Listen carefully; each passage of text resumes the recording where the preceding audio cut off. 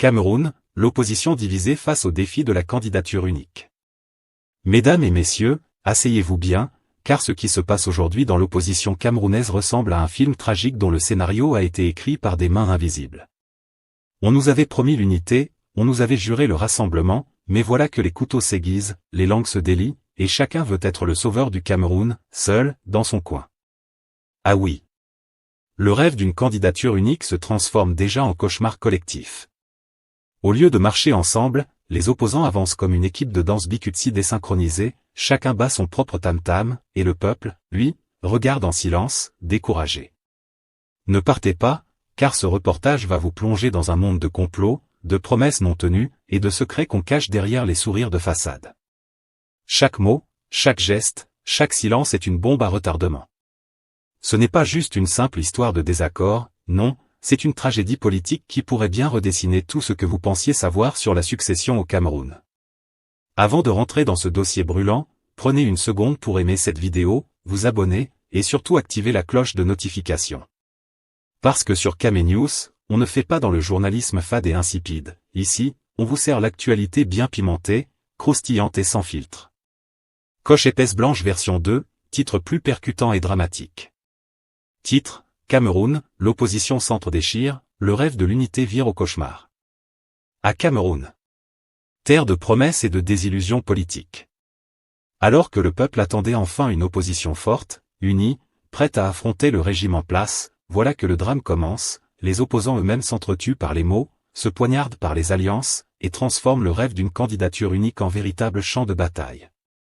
Ce qui devait être une marche triomphale vers l'unité ressemble désormais à une foire où chacun crie plus fort que l'autre pour vendre son projet, pendant que l'adversaire commun, lui, observe calmement, assis dans son fauteuil en or.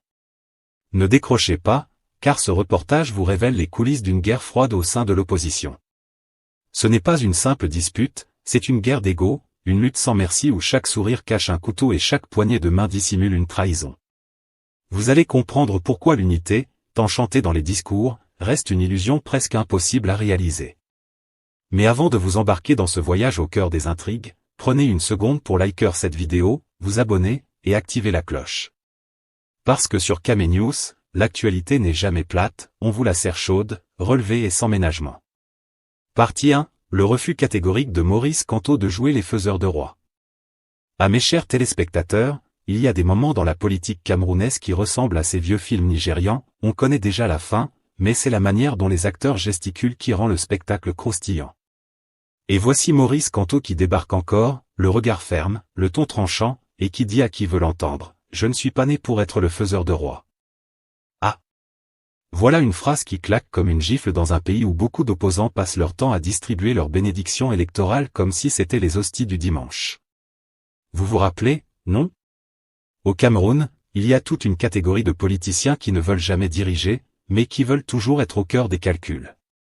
Quand les élections approchent, ils ressortent de nulle part pour dire « Nous allons soutenir tel candidat, mais à condition qu'il nous donne tel ministère ou tel poste. » En gros, ils transforment la politique en marché Mbopi, où chacun vend son poids électoral comme on vend le macabo. Et souvent, ces « faiseurs de rois » finissent eux-mêmes comme des courtisans oubliés, jetés dans les poubelles de l'histoire après que leur soi-disant « allié » a pris le pouvoir ou consolidé son fauteuil. Mais Kamto, lui, veut se démarquer. Il dit, « Mon destin politique n'est pas de donner la couronne à quelqu'un, mais de porter moi-même la couronne. » Voyez-vous la différence? Voilà un homme qui a décidé de tracer sa route, même si le chemin est plein de cailloux. Parce qu'il faut dire la vérité, au Cameroun, refuser d'être faiseur de roi, c'est refuser de jouer au jeu habituel de la compromission. Et ça, c'est déjà un acte de rébellion contre l'ordre politique établi. Imaginez la scène, un grand banquet politique, avec Biya assis au trône, les petits partis en train de danser autour de lui pour ramasser les miettes, chacun chantant les louanges pour avoir son bout de viande. Puis Kamto entre, il s'assoit, on lui tend le plat, toi aussi, choisis ton roi et soutiens-le. Et lui, il répond calmement, non merci. Moi-même, je suis candidat. Ah! Silence dans la salle, tout le monde s'étrangle avec son vin rouge. Parce que dans ce pays, on aime les opposants qui jouent les figurants, pas ceux qui rêvent d'être les acteurs principaux. Maintenant, regardez la subtilité, ce refus de jouer les faiseurs de rois n'est pas seulement un choix personnel, c'est aussi un message à toute la classe politique. Kanto dit en gros, vous êtes là, à vous chamailler pour savoir qui va soutenir qui, mais moi je ne soutiens personne, je me soutiens moi-même. Ce n'est pas de l'orgueil, mes chers, c'est de la stratégie. Parce qu'il sait que le jour où il accepte d'être faiseur de roi, il signe en même temps son arrêt de mort politique. On l'utiliserait, on le remercierait avec quelques miettes, puis on l'oublierait comme un vieux CD rayé. Et puis, soyons honnêtes, le Cameroun a déjà eu trop de « faiseurs de roi ». Rappelez-vous de certains leaders d'opposition des années 90, qui criaient dans la rue avec le peuple, mais qui, à la veille des élections, finissaient par dire « Bon, comme on n'a pas les moyens, on va soutenir le candidat X », et après, silence radio.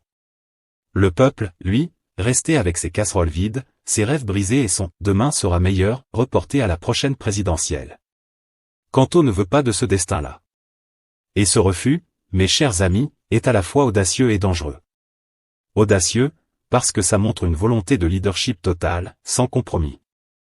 Dangereux, parce qu'il se met à dos tous ceux qui attendaient qu'il vienne leur donner sa bénédiction.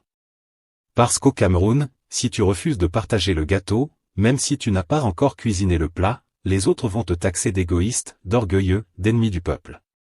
Mais lui, il s'en fout, il continue son chemin, avec une seule idée en tête, je ne suis pas faiseur de roi, je suis celui qui doit régner. Vous voyez donc que la déclaration de Kanto n'est pas juste une petite phrase pour faire joli dans les journaux. C'est un positionnement politique fort, un coup de poing sur la table, une manière de dire au système et aux autres opposants, arrêtez vos calculs de marché noir. Moi, je suis dans la vraie compétition. Et ça, mes chers, c'est ce qui fait trembler tout le monde, parce qu'il ne se met pas seulement en dehors du jeu des alliances bidons, il oblige aussi chacun à se repositionner. Personnalité unique, coalition ou projet commun. Mes chers abonnés, parlons stratégie. Parce que la politique, ce n'est pas seulement crier, on veut le changement, c'est aussi savoir comment on veut ce changement. Et là, l'opposition camerounaise est toujours face au même dilemme, le même casse-tête qui dure depuis plus de 30 ans, faut-il un candidat unique, une coalition à plusieurs, ou un projet commun qui dépasse les individus? D'abord, regardons la première option, le fameux candidat unique. En théorie, ça brille comme un diamant. Imaginez, tous les opposants se mettent derrière une seule tête, un seul leader, et tout le peuple crie son nom comme un refrain. Ça fait rêver, hein? Mais dans la pratique, ça ressemble souvent à une fête de mariage où toutes les coépouses veulent être la mariée. Qui va céder son fauteuil? Qui va dire, bon, moi je me mets derrière toi, avance? Ah mes chers, là ça devient compliqué. Chacun veut être le coq du village, mais personne n'accepte d'être le poussin. Résultat, le candidat unique reste un mirage, une belle idée qu'on caresse, mais qu'on ne réalise jamais. Passons à la deuxième option, la coalition de plusieurs candidats de poids. Ici, l'idée est différente, on ne met pas tous ses œufs dans le même panier. Chaque candidat garde son identité, mais ils s'accordent pour marcher ensemble, partager les moyens, coordonner leurs actions, et éviter de se tirer dessus pendant la campagne. En gros, c'est comme un plat de ndolé avec poisson braisé et plantain, chaque élément garde son goût, mais ensemble ça fait une assiette qui rassasie. Mais attention, la coalition, c'est comme une maison en banco. Si chacun n'apporte pas sa terre, le mur ne tient pas. Et au Cameroun, ce qu'on appelle coalition finit souvent en collusion, pour le partage des miettes. On se met ensemble devant les caméras, on sourit, on signe des papiers. Mais dès que les caméras s'éteignent, chacun reprend sa route. Chacun calcule, est-ce que mon image sort bien sur la photo? Est-ce que je n'ai pas perdu en visibilité? Et voilà, la coalition se transforme vite en compétition cachée.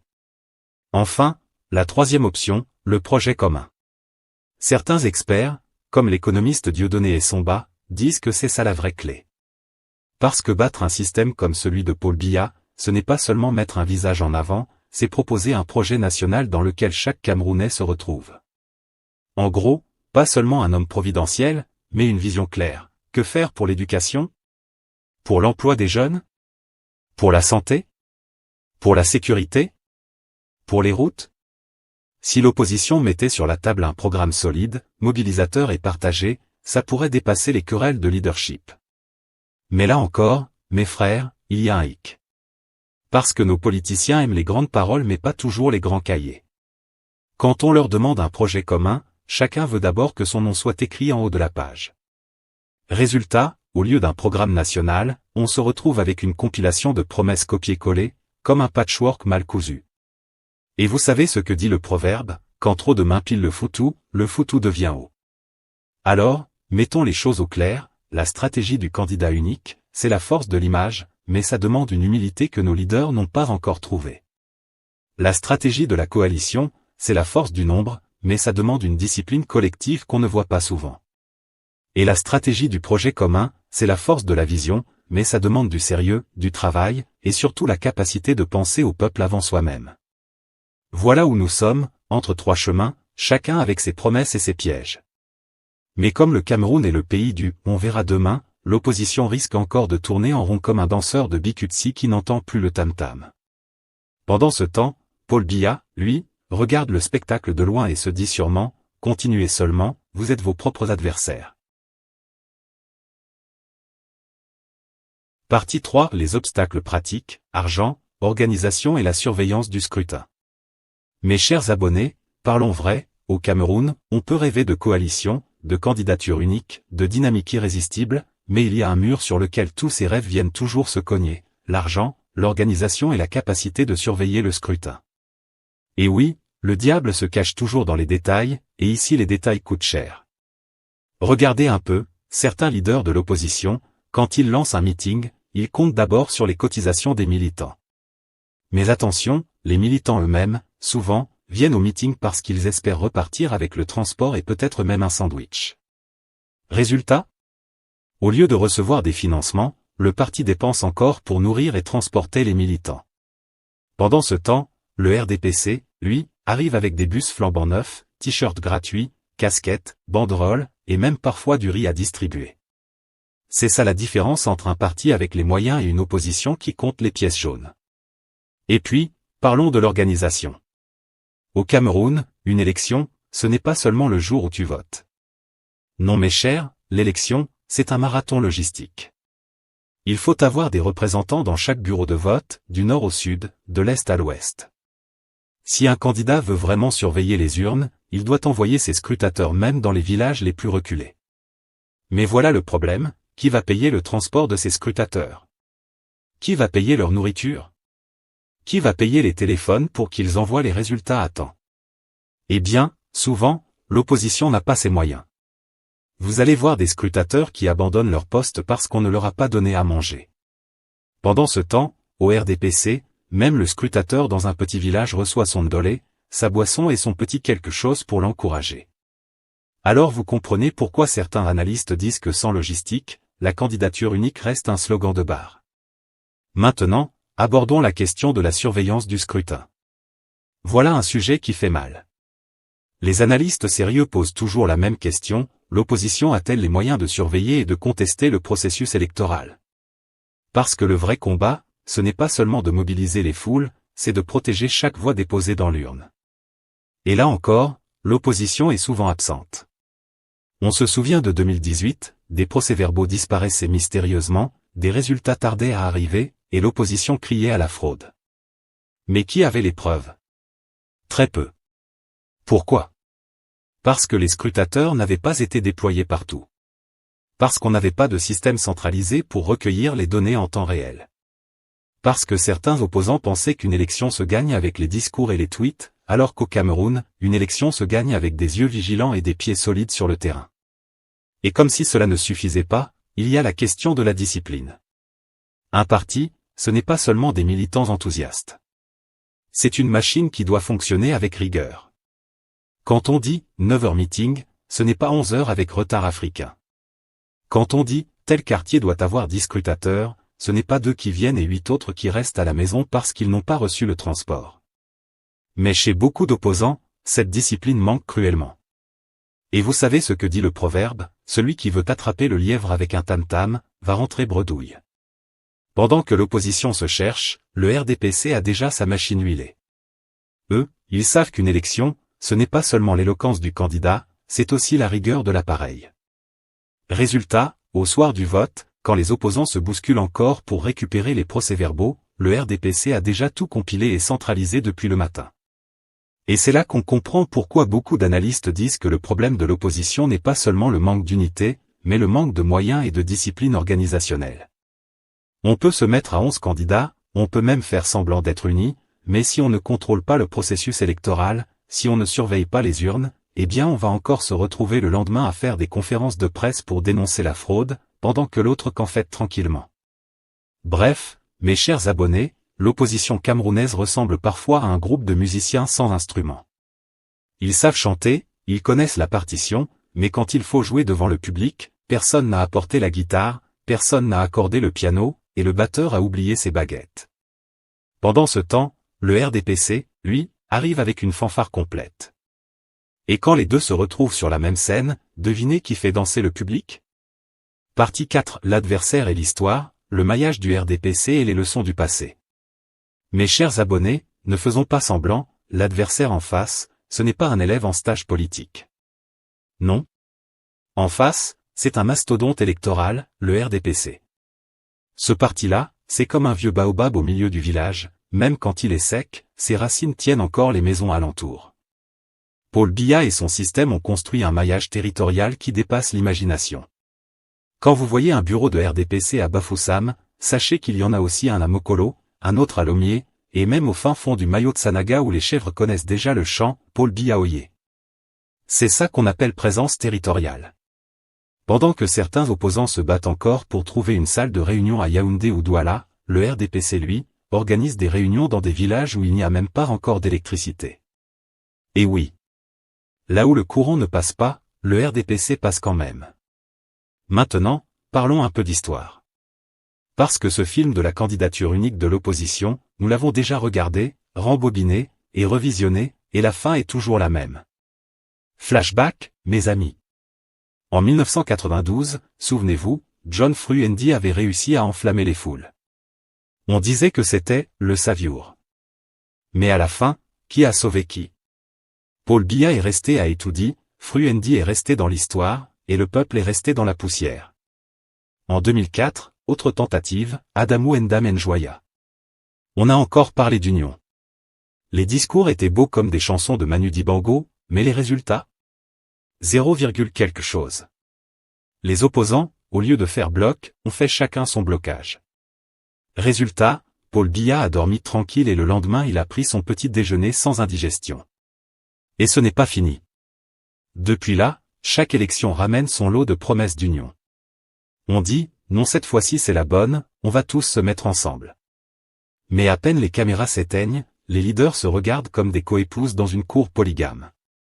Chacun veut que son marmot soit l'héritier principal, mais personne n'accepte de céder la marmite. Alors, posons la vraie question, est-ce que l'opposition a seulement compris qu'en face, le RDPC ne gagne pas seulement avec les bulletins? Non mes chers.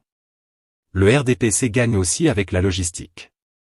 Le RDPC, c'est un parti qui connaît la route de chaque chefferie, qui a la liste de chaque comité de quartier, qui peut mobiliser des militants même au milieu d'un champ de cacao.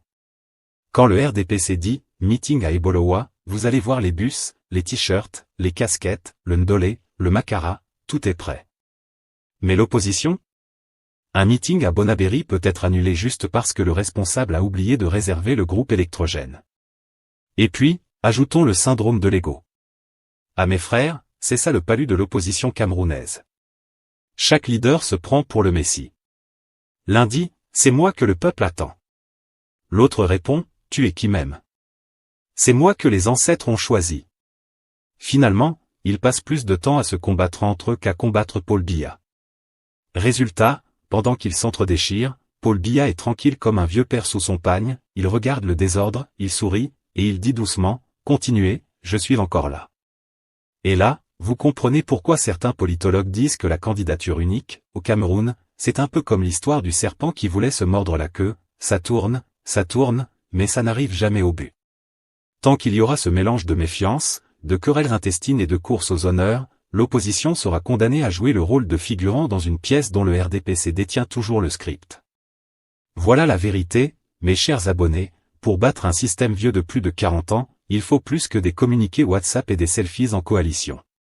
Il faut un ancrage territorial, une discipline militaire et une humilité politique que nos leaders, jusqu'ici, refusent de pratiquer. Et tant que ça ne change pas, l'opposition sera comme un orchestre sans chef, chacun joue sa partition, mais à la fin, ça donne un bruit, pas une symphonie. Conclusion, scénario, appel à la réflexion et engagement. Scénario optimiste, les leaders acceptent un pacte de danse, partage de responsabilités, plateforme programmatique claire, mécanisme commun de surveillance et communication coordonnée. Scénario réaliste, quelques coalitions partielles se forment, mais l'éclatement revient au rendez-vous quand viennent les places et les ambitions. Scénario pessimiste, la répétition des erreurs passées et la continuation du statu quo. Et maintenant, la question est pour vous, préférez-vous un candidat fort qui tente un pari solitaire, ou une coalition qui construit un projet commun même si cela implique des concessions? Dites-nous dans les commentaires, argumentez, pas d'insultes. Si vous avez une idée concrète pour unir l'opposition, partagez-la, le débat public commence ici. Si cette analyse vous a plu, likez la vidéo, abonnez-vous à Kame News et activez la cloche pour ne rien manquer des prochains décryptages. On se retrouve très vite même pour la suite du feuilleton. Kame News, toujours là où ça brûle.